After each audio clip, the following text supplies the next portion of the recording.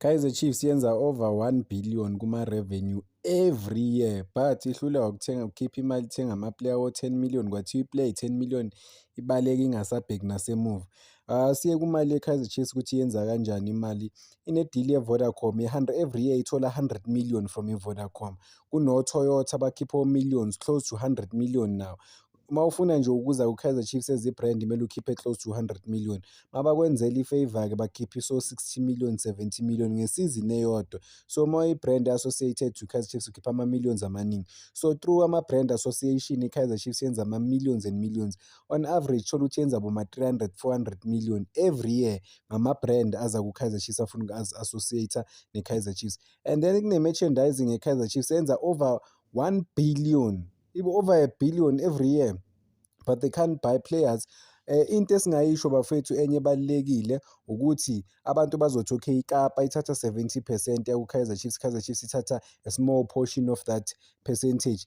Next akusiyiqiniso lokho. Kaizer Chiefs sikhumbule ukuthi besponsorwa yi-Nike, the biggest sport brand emhlabeni. Kaizer Chiefs yasuka ku-Nike yaya kuKapa. Why? Because iKapa ibanike i-share elingcono compared to o-Nike, and then iKapa be-understand ukuthi uma ingasponsor i-Kaizer Chiefs izokwenza imali eningi. So i-Kaizer Chiefs iye kuKapa iyo-negotiate i-deal yeKapa better than wonke ama-deal eke yaba nawo before, especially kuboma-Nike, because i-Nike global brand, obviously i-Nike iyo beyizozuza kakhulu compared to i-Kaizer Chiefs.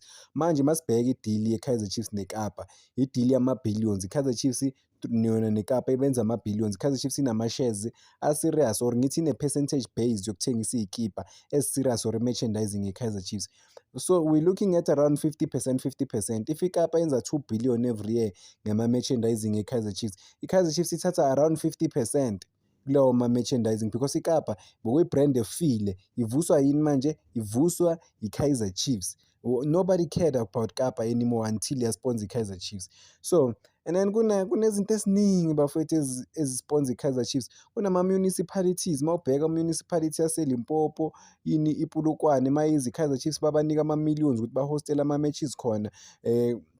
Manje ne-Cape Town beyipropose ukuthi i-Kaizer Chiefs izohosta ama-match namanye ama-provinces, i-Kaizer Chiefs boma-millions ukuthi wozani nizohosta ama-matches we-Kaizer Chiefs, because they understand ukuthi i-economy iyakhula if i-Kaizer Chiefs idlalela lapho, and then kuza abantu abaningi, hundreds and hundreds of thousands. Imagine this, if i-Kaizer Chiefs izodlala eMbombela 4 games ngesizini nje kuphela, i-Kaizer Chiefs they sell out stadiums njalo uma beseMbombela. Njengoba bebadlala ne-TS Galaxy last time, i-40,000 iMbombela or so sold out. So I mean uma ubheka overall ipool i-Kaizer Chiefs enayo in terms of i-fan base, and then kuza amathikithi-ke bafethu uma ise-home isikhathi esiningi ukuthi yenza malini. Asithi on average ithikithi le-Kaizer Chiefs i-60 rand ne bafethu, asithi 60 rand. On average they get around 20,000 people ukuthi baye e-stadium babukele.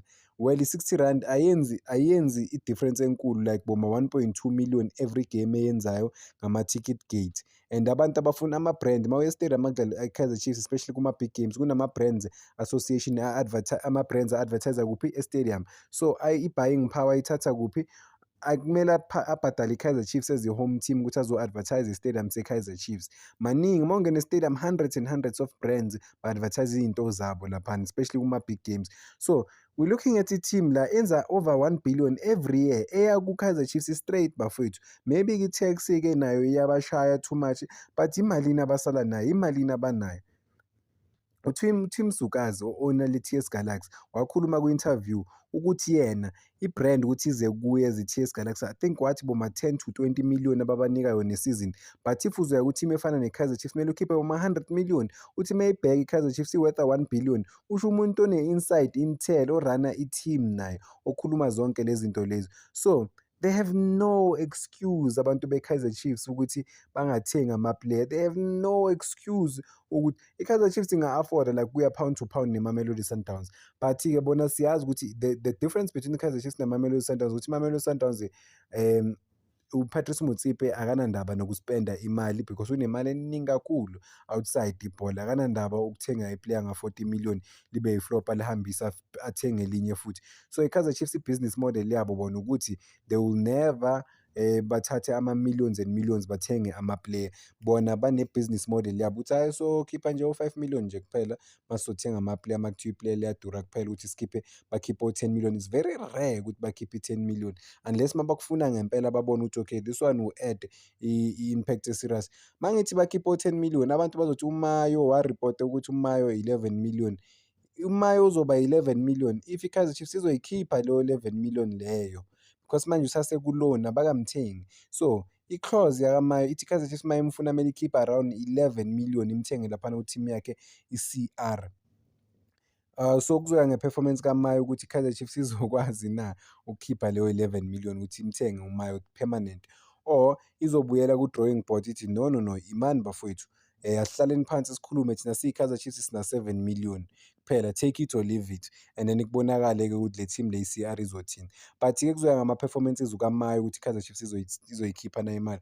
I think i-Kaizer Chiefs into ebaphushayo bona noma i-business model yabo the way abenza ngakhona izinto bathi bayi-Kaizer Chiefs bayi-team enkulu, so bayazi ukuthi maningi kakhulu ama-player afuna ukudlalela i-Kaizer Chiefs. So there's no need for bona ukuthi bagijimisane nama-player bawalandelele kakhulu bawa-convince ukuthi azodlalela i-Kaizer Chiefs because bayazi ukuthi once as a player you join i-Kaizer Chiefs obvious uba ne-draw e-serious, uba nephuli, uba i-brand ukuthi ukwazi ukwenza imali e-serious ngempela nanokuthi impilo yakhe i-change just overnight by association ne-Kaizer Chiefs overall. So bayazi ukuthi abekho desperate for ukuthenga kwama-player or ukuthi ama-player eze ku-Kaizer Chiefs.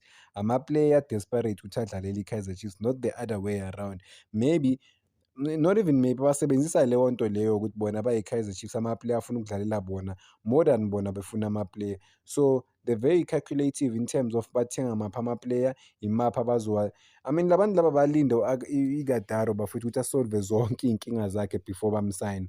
Out of wonke ama-player akhona emhlabeni bathi bazomlinda iGadaro because bathi if uzokwazi ukuba yi-free agent bazomsayina only if uba yi-free agent and then babasho ukuthi akasenayo i-contract neMamelodi Sundowns.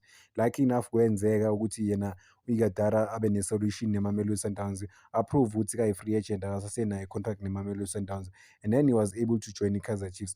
Kuthi bona bakhiphe nje imali nix, but make no mistake banayo yonke imali ongayicabanga emhlabeni ukuthi bangathenga ama-player, they just don't want to. Maybe imodel yabo ayibavumeli ukuthi bathenge lawo ma-player. Why? Because they are running a family business and banokusho sometimes oBhobhi mababonisa i-arrogance ukuthi no, i-family business le ayifani namanye ama-team. Well, like in all honesty iqiniso lelo ukuthi i-family business i-Kaizer Chiefs njengoba siyabona ukuthi uKaizer Junior bani orun izinto nobaba wakhona lo mdala owayeqala. I mean, it's based on history ne-culture yabo as Motaung family. They've worked really hard. I mean, ukubuilda i-team ekanje, i-team ethandwa i-South Africa yonke, i-team ene-fan base ngempela e-loyal, i-team that e-sell out ama-stadiums every season kuyaziwa ukuthi bazodlala ama-match amakhulu.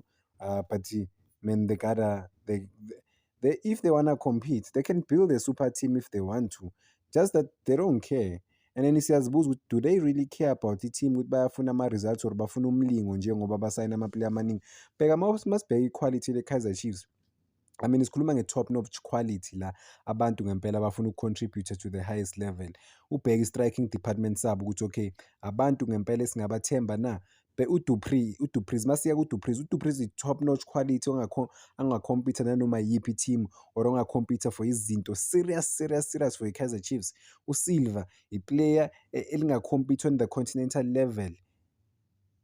uMorris i-player lelo.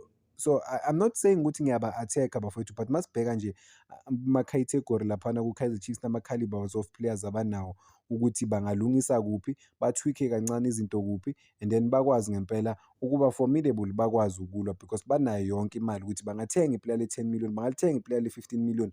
But asisho ukuthi ama-team amanipulate i-Kaizer Chiefs because amanye ama-team asebenzisa lento leyo ukuthi i-Kaizer Chiefs inemali so kumele iyikhiphe imali, kanti i-Kaizer Chiefs yona seyinenkani yokuthi bacabanga ukuthi bathi sinemali thina kumele siyikhiphe imali ngoba siyi-Kaizer Chiefs, ngeke-ke siyikhiphe.